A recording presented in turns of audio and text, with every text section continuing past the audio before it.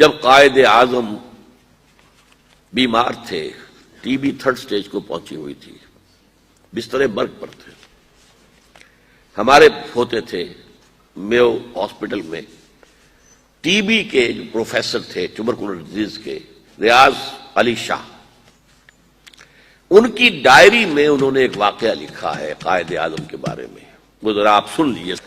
میں اس کو چھاپ کے لے آتا لیکن پہلے خیال نہیں آیا تاکہ آپ کے پاس بھی یہ رہ جاتا۔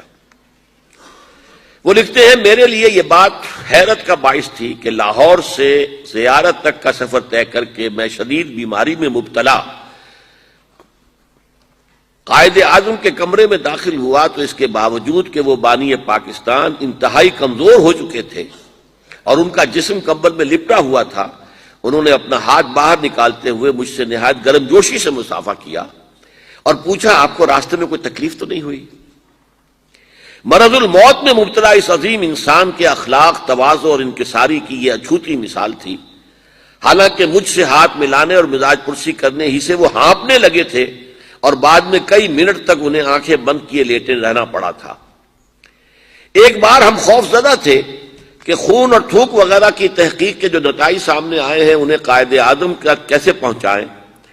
انہوں نے از خود ہماری پریشانی محسوس کر لی اور بولے، آپ جو کچھ کہنا چاہتے ہیں کھل کر بیان کریں، کیونکہ بیماری کی نوعیت معلوم ہونے کے بعد میں آپ سے زیادہ تعاون کر سکوں گا۔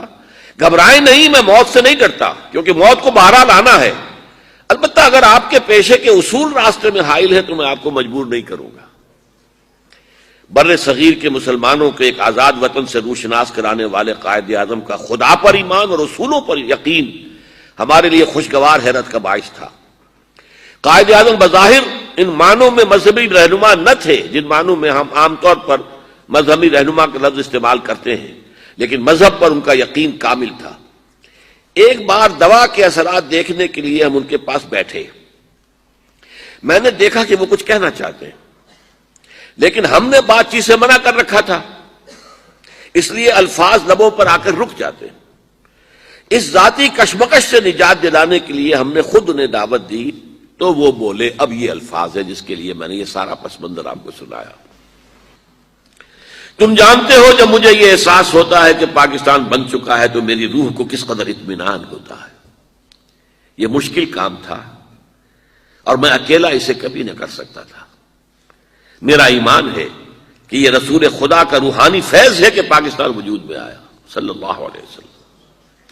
اب یہ پاکستانیوں کا فرض ہے کہ وہ اسے خلافت راشدہ کا نمونہ بنائیں تاکہ خدا اپنا وعدہ پورا کرے اور مسلمانوں کو زمین کی بادشاہت دے۔ سارا میری گفتگو کا جو ہے مواد اس میں موجود ہے۔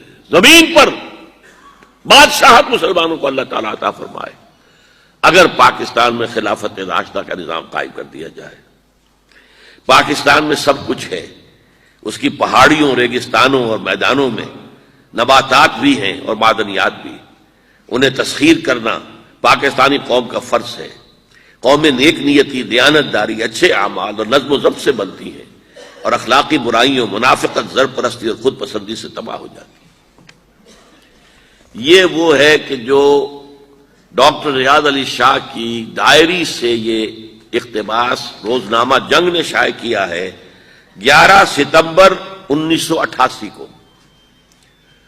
11 ستمبر 1948 کو قائد اعظم کا انتقال ہوا، تو گویا کہ 40ویں برسی پر، قائد اعظم کی 40ویں برسی 11 ستمبر سن 88 کو جو خاص کو ایشو شائع ہوا ہوگا اس میں یہ واقعہ شائع کیا گیا، جو پھر ہم نے وہاں سے لے کر ندائے خلافت کے کور پر شائع کیا تھا، سرور پر۔